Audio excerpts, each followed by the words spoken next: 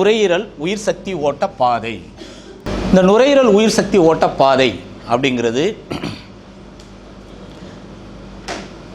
நம்மளுக்குள்ள மெரிடியன், ரெண்டு விதமான மெரிடியன் இருக்குது. மெரிடியன், அதாவது மெரிடியன் என்று சொல்லக்கூடிய அல்லது சேனல் என்று சொல்லக்கூடியது வகைகள் நிறைய இருக்குது.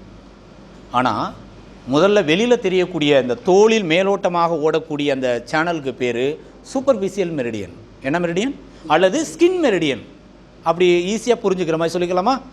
தோலில் ஓடக்கூடிய உயிர் சக்தி ஓட்ட பாதைக்கு பேர் தோல் மெரிடியன், ஸ்கின் மெரிடியன் அல்லது சூப்பர்ஃபிஷியல் மெரிடியன். மேலோட்டமாக ஓடுது, சூப்பர்ஃபிஷியலாக ஓடக்கூடிய மெரிடியன் ஸ்கின்ல, அதாவது ஸ்கின்ல மேத்தோல் அடித்தோலுக்கு கீழே ஓடக்கூடிய சேனல். அதுதான் நம்மளுக்கு உராய்வு ஏற்படும் போது எரியுதுன்னு சொல்கிறோம் இல்லையா, அந்த உயிர் சக்தி ஓட்ட பாதைக்கு பேர் தான் சூப்பர்ஃபிஷியல் மெரிடியன், மேலோட்டமாக ஓடுவது.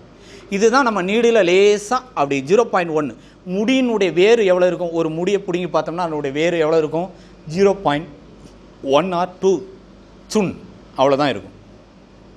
ஓகே, அப்போ அந்த அளவுக்கு மட்டும் ஊசி செலுத்தினா அது தோலில் ஓடக்கூடிய சூப்பர்ஃபிஷியல் மெரிடியன் ஒர்க் பண்ணும்.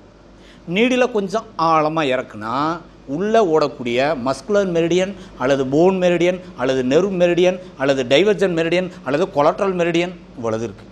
அதெல்லாம் இப்போ வேண்டாம். முதல்ல மேலோட்டமாக இருக்கிற மெரிடியனை முதல்ல படிப்போம். ஓகே, மேலோட்டமாக இருக்கிற மெரிடியன் தான் உள்ளே இருக்க மெரிடியனை தூண்டுது. உள்ளுக்குள்ளே நம்ம போய் ஆப்ரேஷன் பண்ண போகிறது இல்லை. மேலே இருக்கிற மெரிடியனை ஒழுங்காக தூண்டுனா உள்ளே இருக்க மெரிடியன் தானாக வேலை செய்யும். அப்போ இதுதானே ரொம்ப முக்கியம். அதனால் இதை தான் முதல்ல தெரிஞ்சுக்கணும். ஓகே, நுரையீரல் அதனுடைய ஜோடி உறுப்பாகிய பெருங்குடலோடு ஜோடியாக இணைந்திருக்கு அப்படின்னு சொல்கிறோம். ஆனால் அதுதான் அங்கே உள்ளே நடக்குது. நுரையீரல் சக்தி ஓட்ட பாதை உள்ளுக்குள்ளே, வெளியில் இல்லை, உள்ளுக்குள்ளே இந்த மிடில் கேவிட்டி அப்படின்னு சொல்லக்கூடிய வயிற்று பகுதியில் இங்கே தொடங்கி தொப்புள் பகுதி வரைக்கும் சென்று, அதாவது அடிவயிறு வரை சென்று பெருங்குடலோடு இணைந்து இந்த டயப்ரமை தொலைத்து கொண்டு 2 நுரையீரலையும் இணைத்து தொண்டைக்குழிக்கு சென்று பிறகுதான் அது தோலில் வந்து சூப்பர்ஃபிஷியல் மெரிடியனாக மாறி வெளியே வருது.